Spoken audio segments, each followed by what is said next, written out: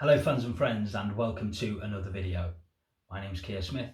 There's so many bands, artists and topics that I'd like to cover on my channel, but there's simply not enough hours in the day. And I constantly have random thoughts and ideas, and this was the case last week. And so I thought what I'll do is I'll bundle them all together and present it as a music roundup, volume 1, because I'm sure there'll be a few more of these. And so in this video, I'll tell you what I'm looking forward to, what I've been listening to, hopes for the future, that type of thing. And I'll start with this new release by Roger Waters, the Dark Side of the Moon Redux album. It's finally here. We had money, we had time, we had the two-part Speak to Me and Breathe, and now the album has been released as of Friday the 6th of October. I must confess, I don't have a copy of the album yet. I will pick it up at some point over the next week or two. As you can tell, I'm not in a mad rush to hear it, although I have been tuning in as the songs have been released on YouTube. I am interested in it. I've been slowly getting used to it. It's just so hard not to keep referring to the original album because it's nothing like that. The songs have been stripped and done in a very different way. And so I'm trying to appreciate it for the work that it is rather than the work that it isn't. And of course, I'm looking forward to the new Rolling Stones album, Hackney Diamonds, which is due on the 20th of October. I thought the lead-off single, Angry, was fantastic. However, this latest single featuring Lady Gaga and Stevie Wonder, The Sweet Sounds of Heaven, I wasn't over-enamoured with. It's a big and overblown, if you ask me, gospel-styled song. And it features really good vocals from Mick and perfectly good vocals from Lady Gaga, if you like that type of thing, but I'm not a big fan of that wailing type singing. But that aside, I am looking forward to the new album greatly, and a certain Paul McCartney is on one track. And this happened by chance, according to a recent interview with Mick Jagger, because he said that he booked a 3-week period with the hot producer of the day, Andrew Watt, but he couldn't make one of those weeks because he was working with Paul McCartney that week. On what, I don't know, but hopefully, it's new Paul McCartney material. But that aside, Paul McCartney and Andrew Watt ended up going down to the studio where the Rolling Stones were working in LA, if I remember right, and Paul ended up playing bass on a punk-styled number, so said Mick Jagger. And so that song should be interesting, certainly. And speaking of Paul McCartney, as I've said many times, he is my favourite artist. So my McCartney album of the month is Chaos and Creation in the Backyard from 2005, produced by the great Nigel Godrich of Beck and Radiohead fame. This is the slipcase edition, and there's the cover. I love that front cover. And I think producer Nigel Godrich brought some great songs out of McCartney here. I wasn't that keen on the lead-off single Fine Line, although it grew on me after some time, but How Kind of You, At the Mercy, Too Much Rain, fantastic songs. As are the two closing ballads, This Never Happened Before and Anyway. It's a really strong and consistent album and a pleasure to listen to. And if I do get around to doing more of these videos in the future, which, as I say, I'm sure I will, the McCartney album of the month will be a feature of it. Oh, and just one more thing on Paul McCartney, if I may. It's high time we had some new material, I think. I was hoping for a late career flurry of activity, especially considering we had Egypt Station in September 2018 and then the surprise release of the McCartney 3 album in December 2020. By today's standards, them two album releases are pretty close together at 2.25 years.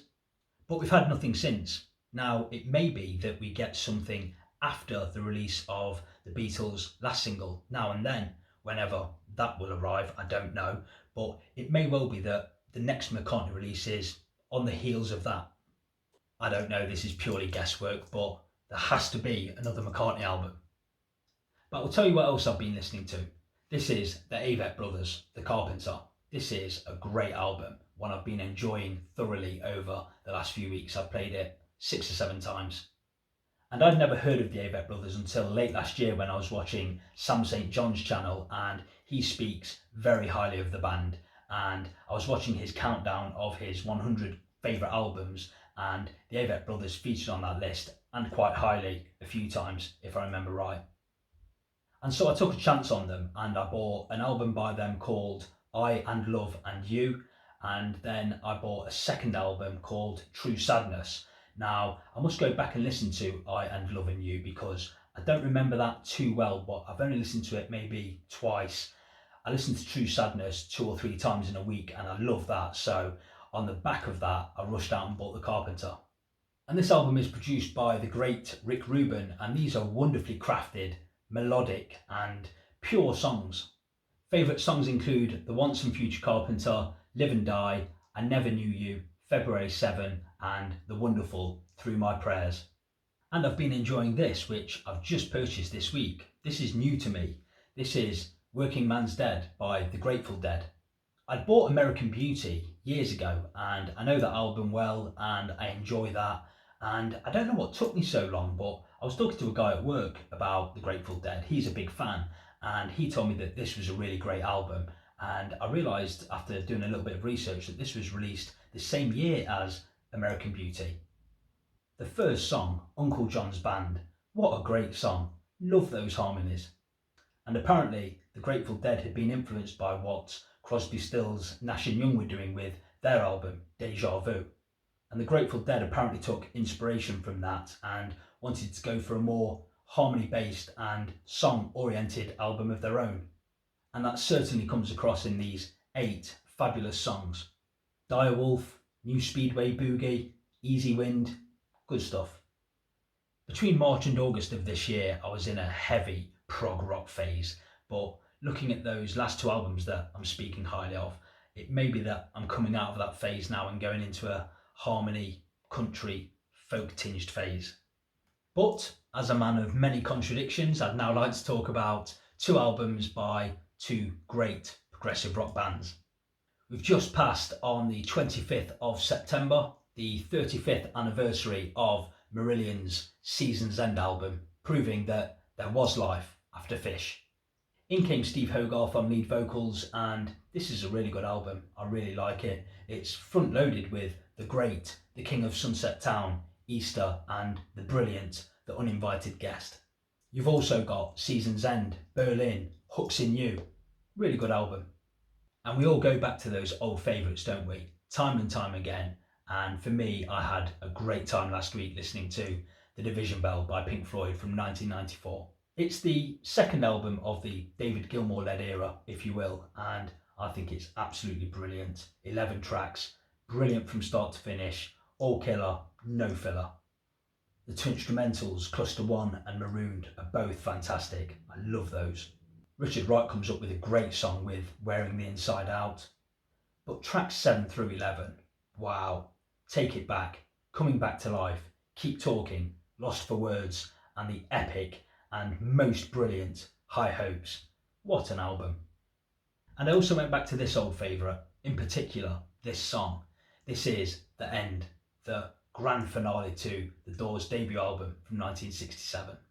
And this is an incredible song. I mean, this is epic with a capital E. It goes through so many styles, moods and changes. The instrumentation is fantastic throughout, and Jim Morrison's vocal range, absolutely brilliant. I love The End, The Doors' best song for me. And another old favourite, and this is an old favourite. I loved this back in the mid-90s when I first heard it. This is The Connells, 74-75, a single released in 1993. And this is a beautiful acoustic ballad, beautifully played, beautifully sung, so gentle. I love the opening guitar motif as well. That's really great. And it always struck me as both commercial yet alternative, but a great song it is, and it was a big hit around Europe when it was released. And I remember watching this video as a kid. I came to it a bit later, but it was on heavy rotation on the music channels back in the day like VH1 and MTV, and it's a great song. Let me know if you remember this down in the comment section below. And finally, thanks to YouTube, I'd been watching a bit of that U2 show at the Sphere in Las Vegas, is it? Fantastic show. I mean, that is some venue. Acting Baby is my favourite U2 album, and I've seen them do performances of the first song on the album, Zoo Station, and the final song on the album, Love Is Blindness. Both very good. And I also thought that the new single was good, Atomic City. Not their best work, but a really good single. Bono's in good voice. I like the drums, and that swampy guitar solo from The Edge is quite tidy too. Anyway, that will do for this music roundup. Thanks for listening to me waffle on. I hope you enjoyed this video. Thanks as always for watching. See you next time.